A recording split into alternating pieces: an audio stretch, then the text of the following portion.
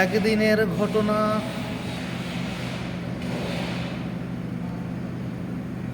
এক জঙ্গলের মধ্যে শিকারী হরিণ শিকার করে। শিকারী হরিণ শিকার করে ধরে ফেলায়,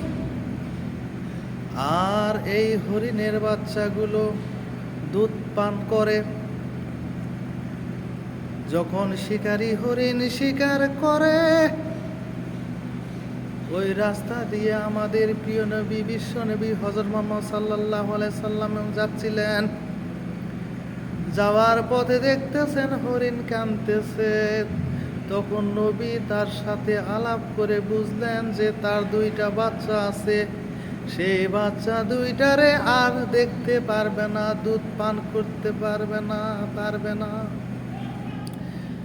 নবীজি শিকারীকে বললেন, হরিণটারে ছাড়ে দাও, তার বাচ্চা দুইটারে দুধ পান করে আসুক।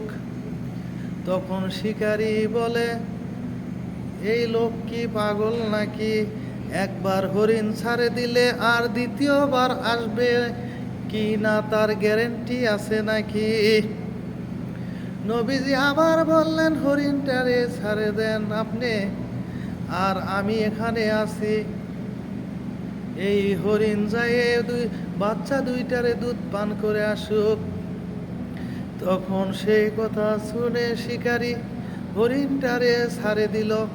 সেই হরিণ দৌড়াতে দৌড়াতে তাদের বাচ্চাদের কাছে গিয়ে দুধ পান করার কথা বলতেছে, এবং বাচ্চারা বলতেছে, মা আপনি কোথায় ছিলেন এতক্ষণ? তখন সেই হরিণ কাঁদতে কাঁদতে বলতেছে, আমাদের বিশ্ব নবী হযরত মুহাম্মদ সাল্লাল্লাহু আলাইহি সাল্লামের সাথে দেখা হয়েছিল। তিনি শিকারী ধরে ফেলাইছিল।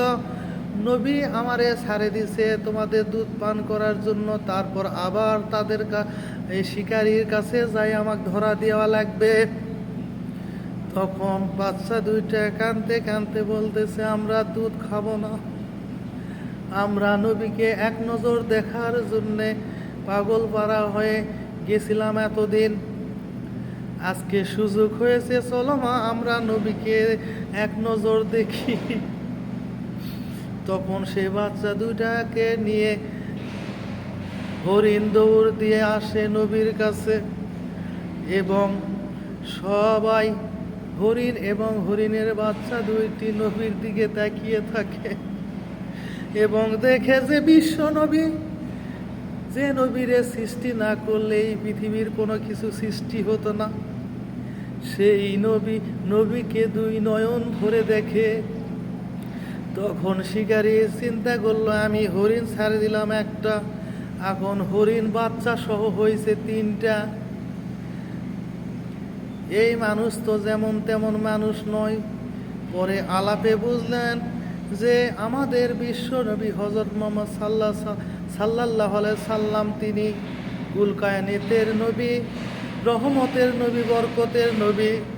তখন নবীর কাছে শিকারী অনুতপ্ত হয়ে লজ্জাবোধ করে নবীর হাত ধরে কলেমা পড়ে মুসলমান হয়ে গেলেন। আলহামদুলিল্লাহ, আলহামদুলিল্লাহ।